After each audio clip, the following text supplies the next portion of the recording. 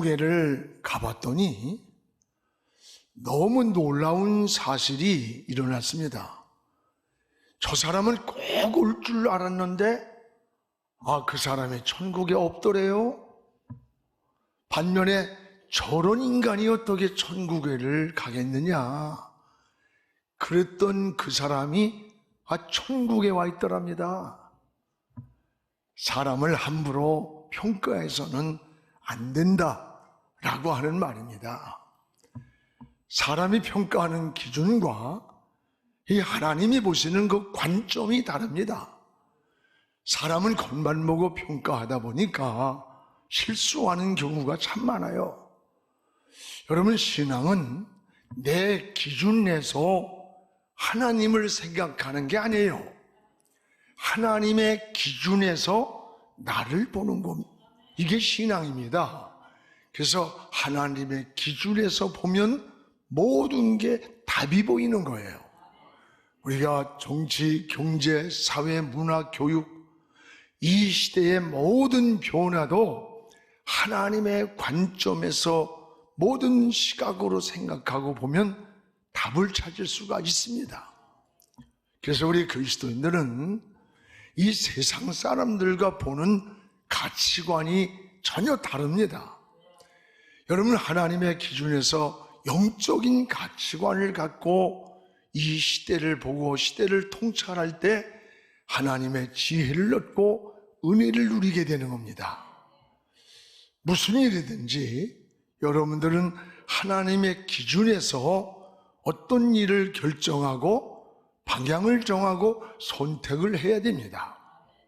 여러분, 이스라엘의 2대 왕을 뽑을 때 사무엘 선지자조차도 큰 실수를 할 뻔한 일이 있습니다. 장남 엘리압이 왕이 되려고 하는 이 야심만 품고 자기가 해야 할 일을 제쳐놓고 사무엘을 기다리고 있는 겁니다. 사무엘은 엘리압을 보니까 외모가 준수했다 그랬어요, 성경에. 아무 거침없이 기름 뿔병을 가지고 부어서 왕을 삼으려고 할 때 하나님의 들려온 음성을 잘 알지 않습니까? 사무엘상 16장 7절에 사무엘아, 멈춰라, 멈춰. 나의 보는 것은 사람과 같지 않다. 사람은 외모를 보거니와 나 여호와는 중심을 본다 그랬습니다. 여러분, 신앙생활 하면서 가장 많은 실수가 뭔 줄 알아요? 하나님의 기준이 아닌 내 기준과 내 관점에서 상대방을 평가하는 일이 실수하는 일이에요. 그래서 때로는 도저히 저 인간을 용서할 수 없다느니 어떻게 저런 인간이 이런 자리에 있을 수가, 이렇게 말하면서 사람을 정죄하는 그런 죄를 짓고 실수하는 경우가 참 많습니다. 여러분, 신앙은 영적 생활이 깊어지면 깊어질수록 하나님의 기준을 먼저 생각을 하게 되는 거예요. 그래서 모든 기준을 먼저 하나님께 두고 하나님께 물어야 합니다. 여러분, 결혼을 선택하든 진로를 선택하든 직업을 선택하든 먼저 하나님께 묻는 것, 이게 신앙이에요. 이것이 믿음의 사람이요 지혜라고 하는 겁니다.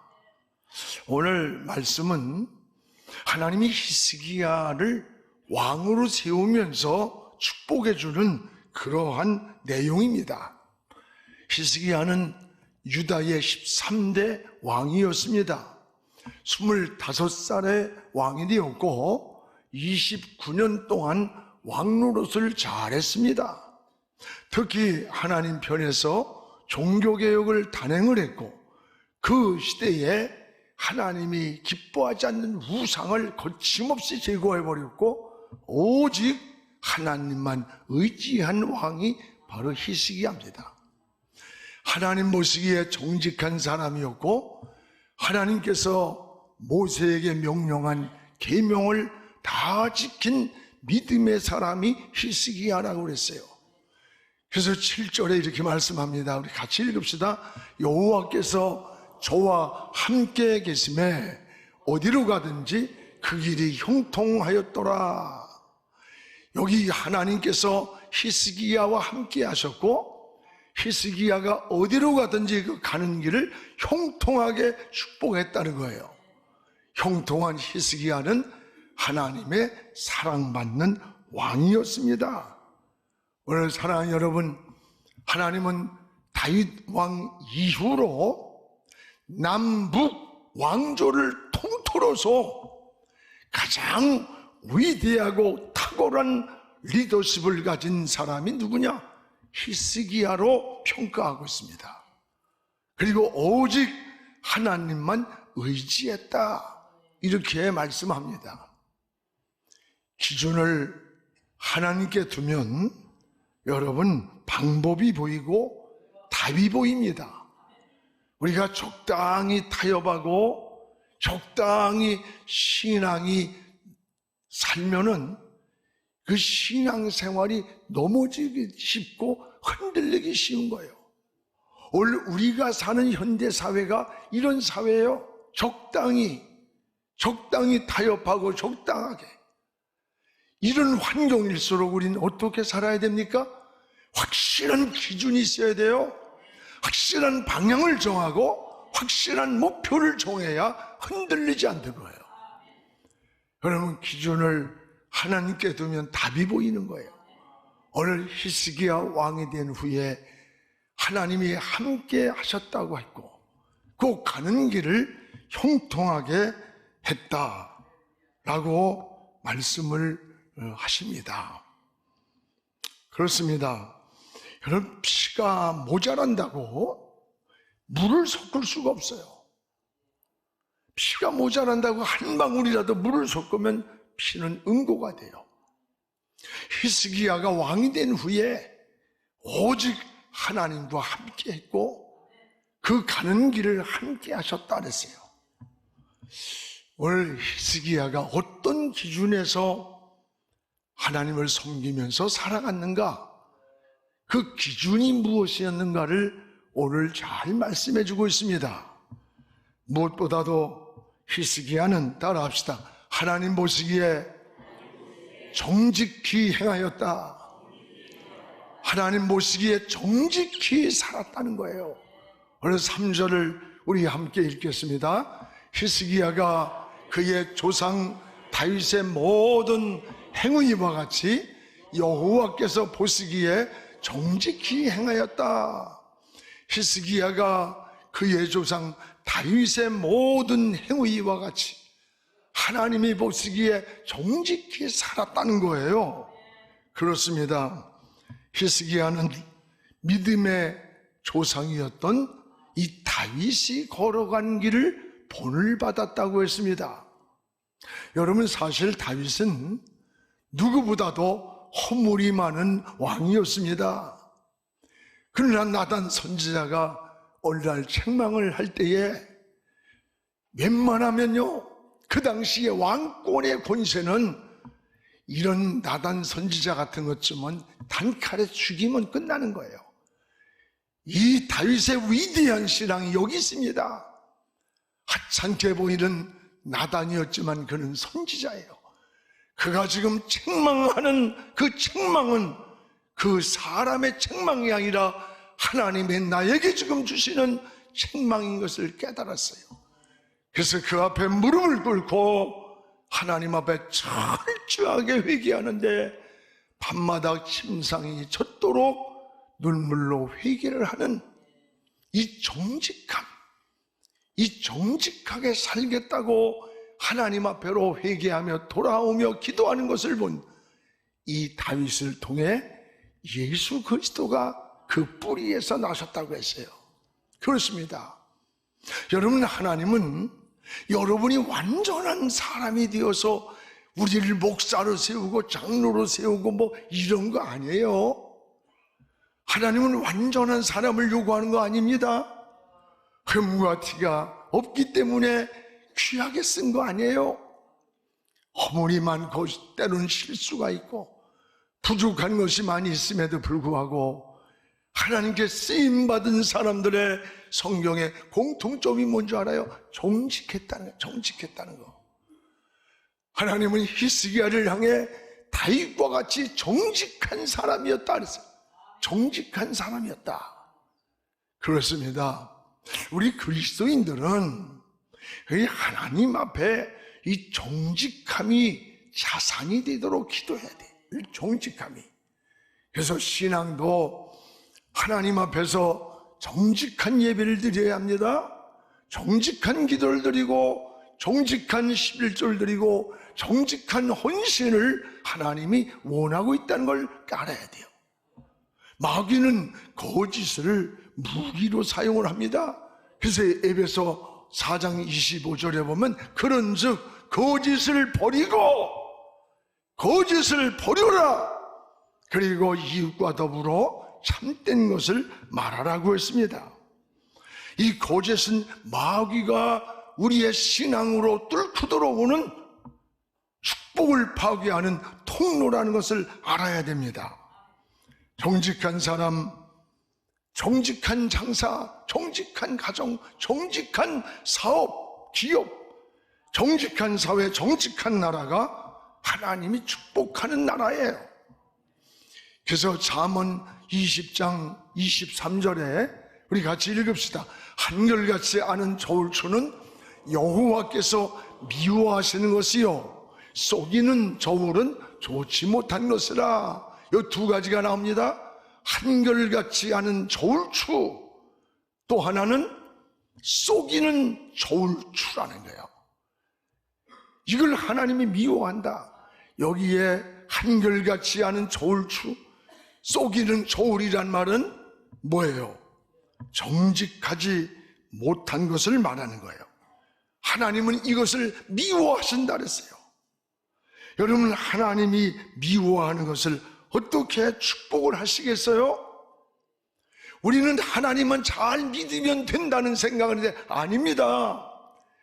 하나님은 우리가 살아가는 인간관계도, 우리가 살아가는 삶의 현장에, 그래서 여러분 직장에서나 학교 생활이나 사업을 하는 것이나 모든 것이 다 동일한 거예요. 어느 곳에 있든지 하나님이 정직한 자를 기뻐한다는 거예요. 저울추를 속이며 돈을 벌려고 하는, 이익을 추구하는 그런 장사, 그런 사업을 하나님 미워한다는 거야. 그거 얼마가 무너지는 거예요. 우리가 뭐든지 실수도 많고 허물이 많을지라도 정직하게 사는 법을 습관화돼야 돼. 이 습관은 무서운 겁니다. 잘못된 습관이 되면 사사로운 것을 가지고 거짓말을 하고 거짓된 인생을 사는 거예요. 여러분, 하나님은 오늘 히스기야를 향해 뭐라고 말씀합니까? 여호와가 보시기에, 저 하나님이 보시기에 정직한 사람이다, 이렇게 칭찬을 했던 겁니다. 우리 모두가 이런 히스기야를 칭찬한 정직함을 향해서 잘못 살 때도 무릎을 꿇고 십자가 앞에 주님을 바라보면서 고백하는 이런 믿음의 삶이 되기를 축복합니다. 또 하나는, 이 히스기야는 따라합시다. 오직 하나님만 의지한 왕이었다.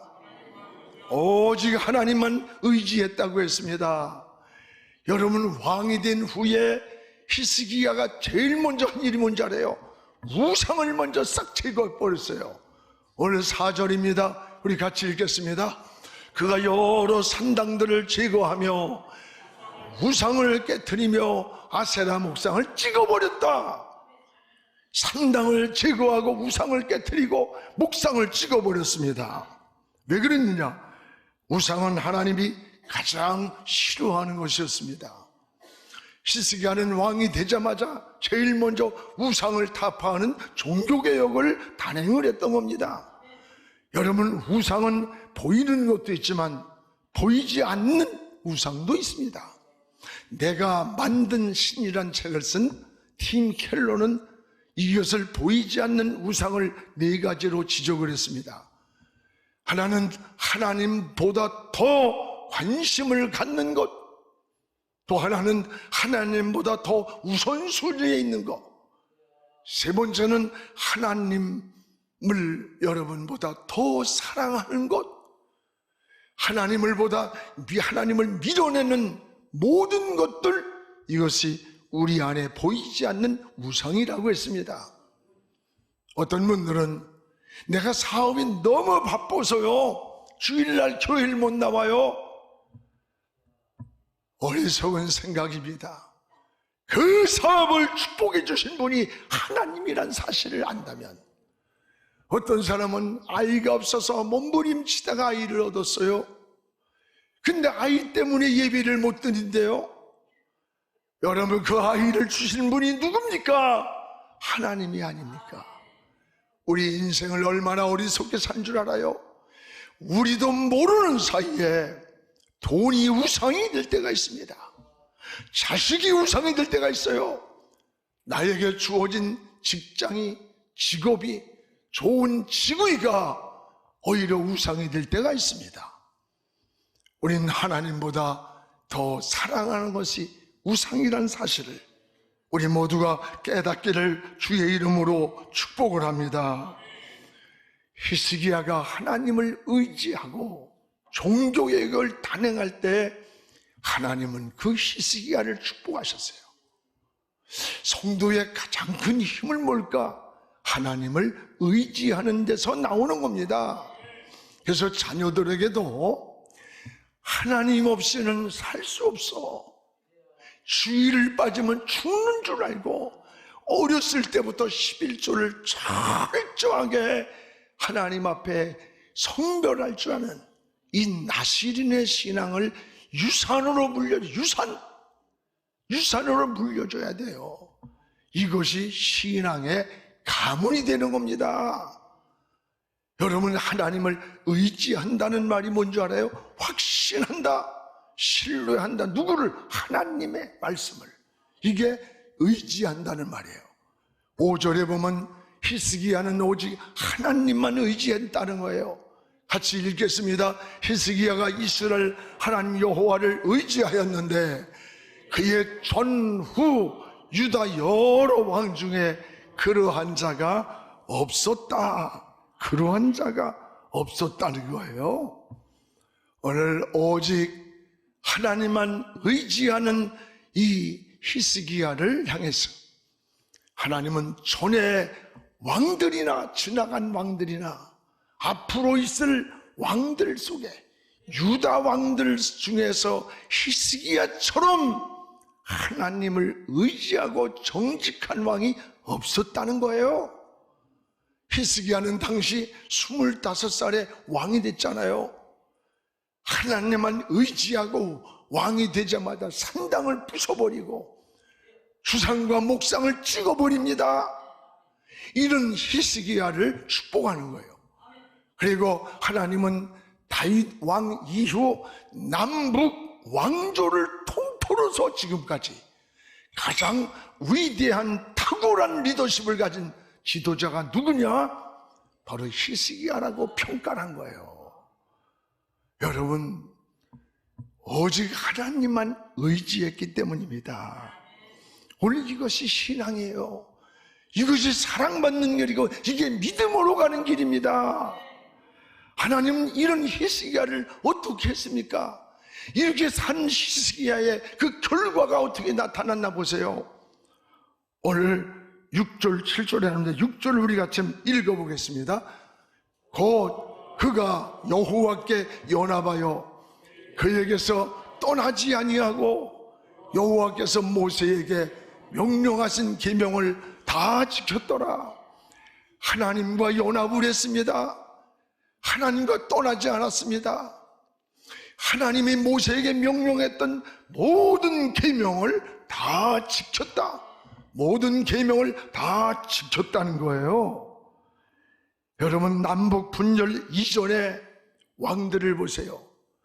하나님의 계명을 경홀히 여기고 자기 멋대로 자기 환경대로 살았어요. 계명을 지키지 않았어. 그들은 버림받은 왕들이 얼마나 많이 나옵니까? 교통법규를 왜 지키느냐? 두 가지예요. 상대를 보호해 주는 거예요. 상대를 위해서도 지키고 더 나아가서는 자기의 안전을 위해서 교통법규를 지키는 거예요. 나라의 법을 왜 지켜요? 자신을 보호하는 게 법을 지키는 거예요. 법이란 잘 지키는 사람을 보호해 주기 위한 것이고 안 지키는 사람에게 벌을 주기 위한 겁니다. 오늘 히스기야는 여호와의 계명을 철저히 지켰다는 거예요. 철저히. 여호와의 계명이 뭐예요? 하나님 말씀이에요. 하나님 말씀을 기준해서 살았다는 거예요. 이것은 자신을 위한 것이고 백성을 위한 은혜의 떡입니다. 하나님은 이런 히스기야에게 두 가지의 축복을 약속합니다. 우리 7절을 같이 한번 읽겠습니다. 여호와께서 그와 함께 하심의 첫째, 그가 두 번째 어디로 가든지 형통하였더라. 여기에 두 가지가 나옵니다. 하나님은 이런 히스기야와 함께 하셨다, 함께 하셨습니다. 여러분, 세상을 살면서 가장 힘들 때, 어려울 때, 두려울 때가 언제인 줄 압니까? 무슨 줄 압니까? 나 혼자 남았다, 나 혼자야. 둘러봐도 아무것도 없고 의지할 것도 없고 나 혼자라고 생각할 때가 가장 두렵고 외롭고 힘든 시간이에요. 그런데 하나님이 뭐라 그래요? 내가 의지할 수 있고 나를 보호해 줄 수 있는 분이 나와 함께 할 때 이게 위로예요. 하나님은 히스기야를 향해서 내가 너와 함께 한다, 내가 너와 함께 한다는 거예요. 임마누엘이에요. 오늘 여러분도 내가 어떤 환경에서든 신앙을 지키고 믿음을 지키다가 세상 풍조가 나날이 갈려도 나는 내 믿음을 지키리라. 그 믿음을 지키는 일 때문에 직장에서 손해를 보고 여러분 어떤 자리에서 피해가 오는 듯 할지라도 오늘 내가 믿음을 지키며 신앙을 지키며 가려고 할 때 하나님은 히스기야와 함께 했다. 함께. 이런 은혜가 있기를 축복합니다. 또 하나님은 히스기야야, 내가 어디로 가든지 내가 내 길을 형통하게 하랴.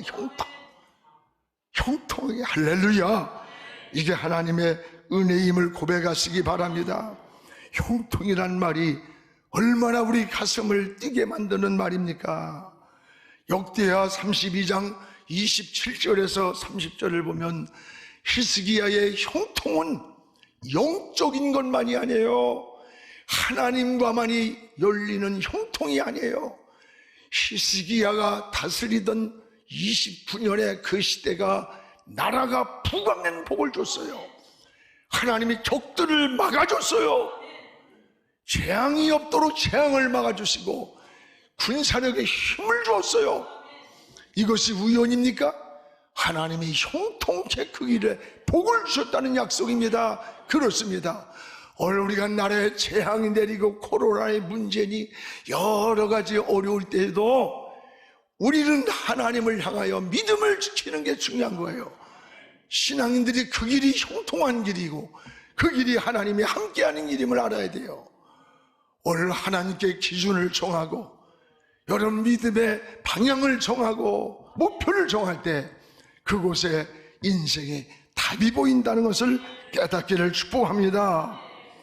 오늘 히스기야는 여호와 보시기에 정직했다. 누가? 하나님이 보시기에. 사람이 기준이 아니에요. 오직 하나님만 의지하며 하나님이 싫어하는 우상을 단호하게 제거했어요. 세속적인 타협을 거부했어요.